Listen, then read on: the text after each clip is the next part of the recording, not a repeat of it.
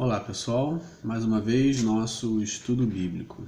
Nesta oportunidade vamos estudar o Evangelho segundo Mateus, capítulo 17, do verso 14 até o verso 20. É importante salientarmos que este trecho está inserido num trecho maior que começa no capítulo 16, verso 21, e vai até o capítulo 19, o último versículo. E nesse trecho, esse trecho é regido pelos três anúncios da paixão.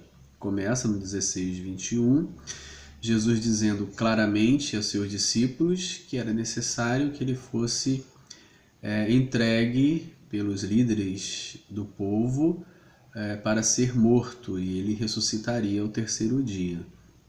Nesse trecho, do 16, 21 até o capítulo 19, 3 vezes Jesus anuncia a sua morte. E esses 3 anúncios da paixão regem esse trecho que estamos tratando nesse momento, uma das narrativas. Então é importante observar que essa narrativa está inserida num trecho que fala sobre Jesus caminhando para a morte. O verso 14 do nosso capítulo 17 trata de um exorcismo de Jesus num jovem endemoniado. Isso se dá após a transfiguração. Jesus sobe ao monte e, levando consigo 3 discípulos, Pedro, Tiago e João, transfigura-se diante deles. Os discípulos são repreendidos, pois desejam permanecer ali, e são repreendidos pela voz que vem de Deus para ouvirem o que Jesus diz. O que ele tinha dito anteriormente é que ele iria para Jerusalém ser entregue e ser morto, o que Pedro, representando os discípulos, o repreende. E mais uma vez, Pedro, em nome dos discípulos, resiste a essa caminhada de Jesus para Jerusalém, sugerindo que eles fiquem acampados no Monte da Transfiguração, o que a voz de Deus então age repreendendo. Agora, mais uma vez, observa-se entre tantos, desde o capítulo 14, vários fracassos dos discípulos, várias circunstâncias em que os discípulos fracassam, falam o que não devem, fazem o que não deveriam fazer, e assim há vários momentos que eles fracassam. O Monte da Transfiguração, a sugestão fracassada, em outros momentos não levam pão, não entendem o milagre do pão, pedem para despedir a multidão e por aí vai. Aqui também eles fracassam no que diz respeito ao exorcismo, porque eles não conseguem libertar o jovem do espírito maligno, do demônio que o possui. Então, diante desses vários fracassos dos discípulos, Jesus continua insistindo com eles que ele vai para Jerusalém para ser entregue. Chegamos então a esse trecho do capítulo 17, verso 14 ao 20, que começa dizendo: E quando chegaram para junto da multidão, aproximou-se dele um homem que se ajoelhou e disse. Mais uma vez, semelhante ao final do capítulo 7 e início do capítulo 8, quanto ao Sermão da Montanha, que acontece nos capítulos 5, 6 e 7, e no final do 7 Jesus conclui o seu discurso, e no capítulo 8 mostra-nos que ele desce da montanha, e logo que ele desce da montanha, vem ao seu encontro um leproso, que vai manifestar a sua situação, a sua necessidade, suplicando para que Jesus o liberte da sua lepra. Mais uma vez, Jesus desce da montanha e encontra nessa descida uma multidão, e nessa multidão um pai necessitado, aflito pela situação do seu filho. Então é interessante que quando se desce da montanha, encontra-se o necessitado. O necessitado não está lá no alto da montanha, mas ele está embaixo, no vale. Assim, Jesus, ao descer da montanha, seja lá no monte onde aconteceu o Sermão da Montanha, seja aqui, ele encontra esse necessitado que pede ajuda. Isso é uma mensagem muito interessante para a igreja hoje refletir, que deseja muitas vezes permanecer como Pedro no alto da montanha, no Monte da Transfiguração, contemplando a glória de Deus, enquanto lá no vale, lá fora, estão os necessitados que suplicam por ajuda e as pessoas que estão lá não conseguem ajudar. E assim muitas vezes os cristãos querem permanecer no Monte da Transfiguração e não atentam para o fato de que precisam descer para o vale, pois lá no vale estão os aflitos. Assim é a cena. Jesus desce, para junto da multidão e aproxima-se dele um homem que de joelho diz: Senhor, compadece-se de meu filho, porque é lunático e sofre muito, pois muitas vezes cai no fogo e outras muitas na água. A situação desse pai realmente é desesperadora, por várias questões que a gente pode repensar, por exemplo, nas questões sociais. Espera-se de um filho que, na época, que ele trabalhe para contribuir para o sustento da família. Seja que a família tenha um pequeno negócio, seja que a família tenha terras. E os filhos participam do trabalho, contribuindo para o sustento da família. Esse pai não tem no seu filho esse auxílio para o sustento da família. Também outra questão a ser considerada de sofrimento para esse pai, para essa família, que é a exclusão, a marginalização. Uma família que contém uma pessoa possessa, lunática, é uma família rejeitada, que sofre o afastamento dos outros, que socialmente está numa situação bastante desprivilegiada. Então esse é outro agravante para a tristeza desse pai. Um terceiro agravante social se dá pelo fato de que os filhos são o seguro dos pais. Espera-se, os pais esperam que na sua velhice, quando a doença chegar, quando a fraqueza tomá-los, os filhos cuidem deles, os filhos sustentem, os filhos os amparem. E a situação desse pai se agrava nesse sentido, porque ele não terá no seu filho, ele não tem no seu filho uma segurança futura de que vai cuidar dele. Então a gente começa a avaliar que o tamanho do desespero desse pai é realmente assustador. E ele vem a Jesus para buscar ajuda. Muitas traduções, a minha, por exemplo, vai trabalhar a palavra lunático, vai dizer que ele era lunático. A palavra lunático vem diretamente da palavra grega, do verbo grego seleniadzo,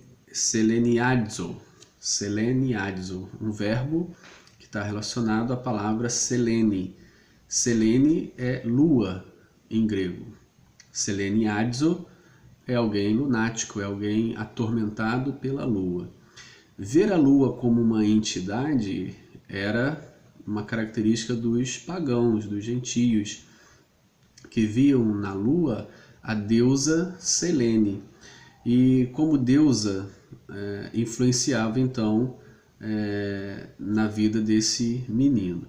Os cristãos, ao enxergar a lua como uma entidade, não como uma deusa, os deuses como demônios, assim os cristãos enxergam os deuses como demônios. Então a palavra lunático, que descreve esse jovem, significa dar a entender atormentado pela lua.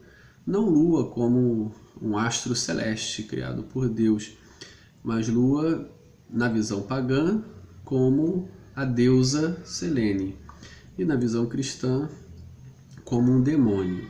Assim é descrito a situação de tormento dele, porque é lunático e sofre muito. pois muitas vezes cai no fogo e outras muitas na água. Apresentei-o a teus discípulos, mas eles não puderam curá-lo. Essa é a grande reclamação desse pai aflito, que não encontrou nos discípulos de Jesus o socorro necessário, a ajuda para a sua aflição. Jesus então exclama, em um tom de admiração e condenação: ó geração incrédula e perversa, até quando estarei convosco? Até quando vos sofrerei?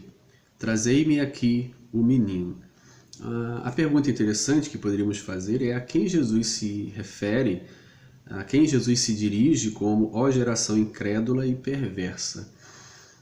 Sabemos pela leitura anterior do Evangelho de Mateus que essa expressão foi utilizada para os fariseus, para os líderes religiosos que não criam em Jesus como enviado de Deus. No entanto, no Evangelho de Mateus, nessa narrativa do Evangelho de Mateus, esses líderes religiosos ou os fariseus não se encontram presentes no texto. Em Marcos, sim, mas em Mateus não estão presentes. Então, não podem ser eles aqueles a quem Jesus se dirige, uma vez que eles não estão no texto. A outra opção poderia ser a multidão, mas a multidão não exerce uma influência, uma ação. A multidão nunca é um agente que vá trazer o reino de Deus ou realizar o reino de Deus. Pelo contrário, a multidão sempre é a parte passiva que recebe o reino, que recebe a pregação, que recebe o socorro, que recebe a ajuda. Bem, então, nos resta apenas os discípulos. Como a última alternativa, Jesus está se dirigindo aos discípulos. Ó geração incrédula e perversa, até quando estarei convosco? Até quando vos sofrerei? Trazei-me aqui o menino. Então Jesus condena aqui os seus discípulos, que não puderam curá-lo, chamando-os de incrédulos e perversos. Bem, incrédulo é porque não creem no poder de Jesus para realizar isso por instrumentalidade deles. Lembrando que no capítulo 10, verso 8, Jesus os comissionou, Jesus os enviou a curar e a expulsar os demônios. E eles receberam a palavra de Jesus, a autoridade de Jesus para realizarem essa tarefa. E eles não creram, criam que Jesus poderia fazer, mas não criam que eles poderiam fazer pela autoridade dada por Jesus. Nessa parte, realça a incredulidade deles, de não crerem na autoridade que Jesus passou para eles. E a perversidade pode-se entender como a insensibilidade, ou seja, eu não creio que posso fazer isso, que Jesus tem me comissionado e autorizado a fazer isso, e também estou insensível à necessidade deste homem. A perversidade pode se revelar por essa insensibilidade da dor alheia, da aflição alheia. Então Jesus condena duramente os seus discípulos porque não creem que eles também devem fazer isso, e condena-os pela perversidade, pela insensibilidade diante daquele que os sofre. Verso 18. E Jesus repreendeu o demônio, e este saiu do menino, e desde aquela hora ficou o menino curado. Bem, Jesus não tem nenhuma dificuldade em expulsar o demônio e restabelecer a saúde ao menino, devolvê-lo ao seu pai.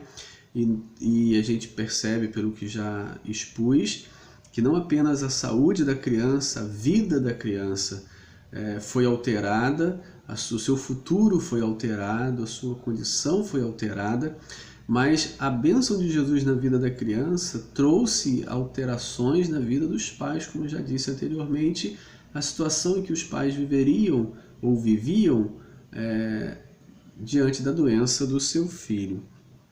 Então a transformação de Jesus envolve toda a família. A criança é abençoada, os pais são abençoados, a sociedade em volta é abençoada. Verso 19. Então os discípulos, aproximando-se de Jesus, perguntaram em particular: por que motivo não podemos nós expulsá-lo? Bem, esta aproximação dos discípulos em particular é um reflexo na vida, nos dias da igreja, da intimidade dos discípulos com Jesus na igreja, na reunião. É esse o momento de aprender, é esse o momento de tirar as dúvidas. E a gente aprende aqui numa mensagem bastante eclesiológica que trabalha a vida da igreja, que os discípulos aprendem, escutam, recebem orientação, recebem direção, têm as suas dúvidas resolvidas na relação particular com Jesus, que reflete a vida da igreja, a vida do culto, o momento em que estamos reunidos com Jesus. É nesse momento que Jesus nos trata, é nesse momento que Jesus nos prepara, que nos ensina, que nos mostra o que fazer. É nesse momento que podemos tirar as dúvidas e nos colocar diante dos seus pés, com todos os nossos pesos, aflições, e ter ali o consolo diante dos seus pés. Esse momento particular do discípulo reflete a vida da igreja, ou seja, em particular que tratamos com Jesus e Jesus trata conosco. E no ambiente público é que servimos ao Senhor. Então fica bem claro que, em particular, eles conversam e tiram dúvidas e são orientados por Jesus. Mas no ambiente público, fora daquela particularidade dos discípulos, eles estão diante da multidão realizando a obra de Deus. Assim devemos entender hoje, né? Na igreja, no culto, estamos em particular com Jesus e Ele nos trata, nos dirige, nos estimula a fazer a sua obra. E quando saímos do culto, do ambiente de culto, é que enfrentamos a multidão, as pessoas que precisam, que estão em volta, e é ali que então executamos o aprendizado do culto e da igreja. É uma forma interessante de apontar o que deve acontecer no culto, como o que é o culto para os crentes e a sua atividade missionária, a sua atividade de socorro se dá com a multidão, fora do ambiente particular de Jesus. Que isso seja algo real realmente nas nossas vidas. E a resposta vai ser dada no verso 20. E ele lhes respondeu: por causa da pequenez da vossa fé. Pois em verdade vos digo que se tiverdes fé como um grão de mostarda, direis a este monte: passa daqui para acolá, e ele passará. Nada vos será impossível. A questão que se levanta é interessante. Jesus acusou os seus discípulos, a sua audiência, né, de incrédulos. E agora aponta que a razão pela qual eles não conseguiram expulsar o demônio é a sua pequena fé. E logo em seguida, no mesmo verso 20, ele exalta a pequena fé. Ele diz: se tiverdes fé do tamanho de um grão de mostarda, podereis fazer como Deus, de tirar um monte de um lugar e passar para outro. Então, esse paradoxo precisa ser compreendido no sentido de que, por um lado, eles são incrédulos, ou seja, não têm fé nenhuma. Por outro lado, a fé deles é pequena, por isso não conseguiram expulsar o demônio. E no mesmo verso 20, a pequena fé é suficiente para transportar montes. Então, a gente precisa repensar o que se quer dizer com incredulidade, pequena fé inoperante e pequena fé operante. Bem, com incredulidade, como eu já disse, dirigindo-se aos seus discípulos, entendemos a falta de fé e confiança na ordem, no mandato dado por Jesus a seus discípulos, que lhes deu autoridade para curar os enfermos e expelir os demônios, ou seja, socorrer os necessitados à sua volta. E eles então não estavam fazendo isso. E isso revela uma incredulidade na palavra de Jesus outorgada a eles para fazerem isso. Bem, e quando eles então realizam ou tentam realizar, a fé é pequena. E esta fé pequena é insuficiente para atender a necessidade do pai com o filho endemoniado. Mas uma fé pequena é suficiente para transportar montes. Então a pergunta que fica é: a fé pequena é inoperante ou é operosa? Com ela eu consigo fazer alguma coisa ou com ela eu não consigo fazer nada? Bem, a gente precisa pensar isso e dar uma saída para esse suposto impasse. E a sugestão que eu trago é que a pequena fé deles se revela a falta de confiança no trabalho que Jesus confiou na mão deles. Crer que Jesus pode fazer uma coisa e não crer que ele nos legou a continuidade do seu trabalho para continuarmos trabalhando revela uma fé pequena. Uma fé pequena seria uma fé pequena inoperante, seria aquela que cremos que Jesus pode fazer o exorcismo, a libertação, ajudar as pessoas, mas não cremos que nós podemos ser ou devemos ser agentes de Jesus na cooperação desse benefício ao outro.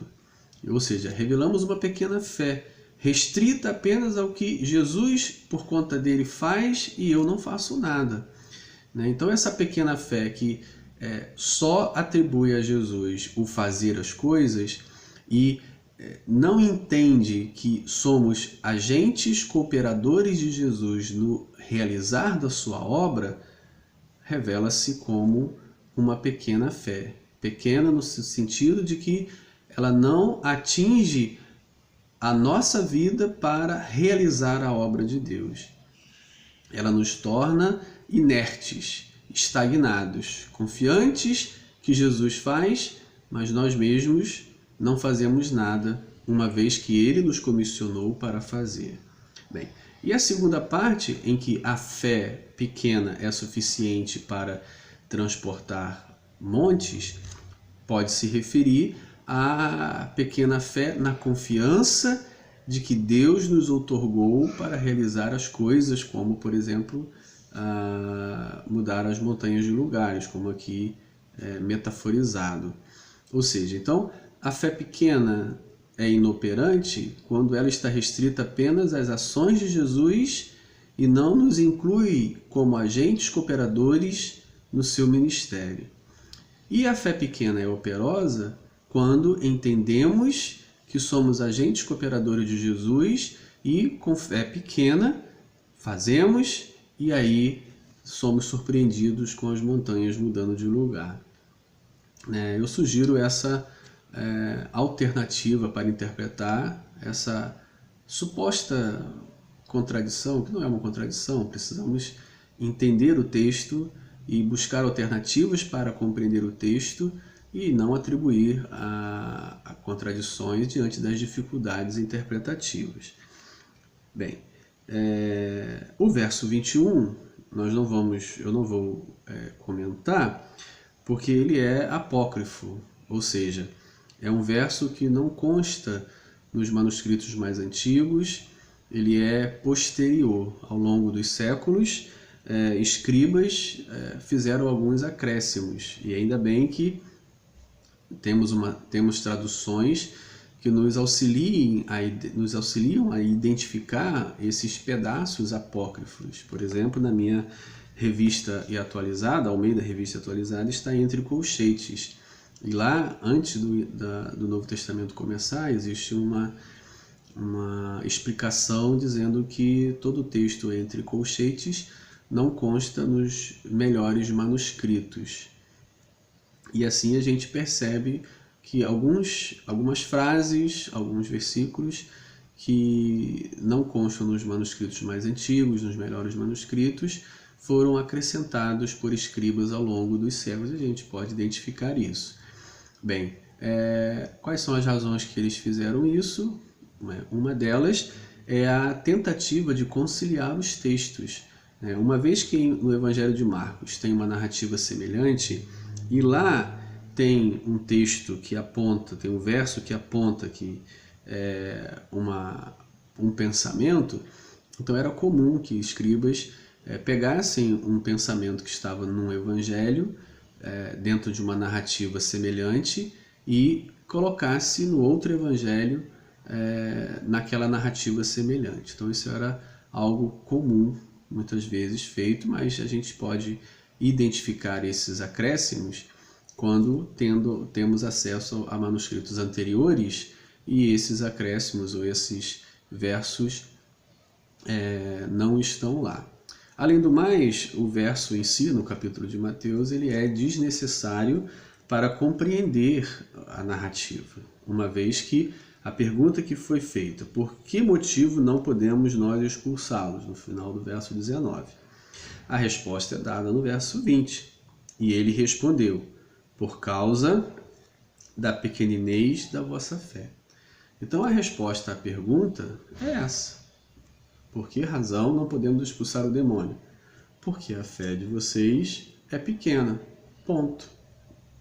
Está aí a explicação dada diante da pergunta feita, né? Ou seja, o verso 21 apócrifo aqui de Mateus é desnecessário para explicar a razão pela qual eles não puderam expulsar o demônio. Além do mais, o que é mais importante, na minha opinião, é que ele não é original, né? Não consta nos textos mais antigos e certamente não estava na mão do evangelista que originariamente escreveu o Evangelho de Mateus. Então isso já é suficiente para a gente ignorar este verso por ser apócrifo, por ser uma compilação posterior de escribas que muitas vezes tinham esse tipo de comportamento. Abraço.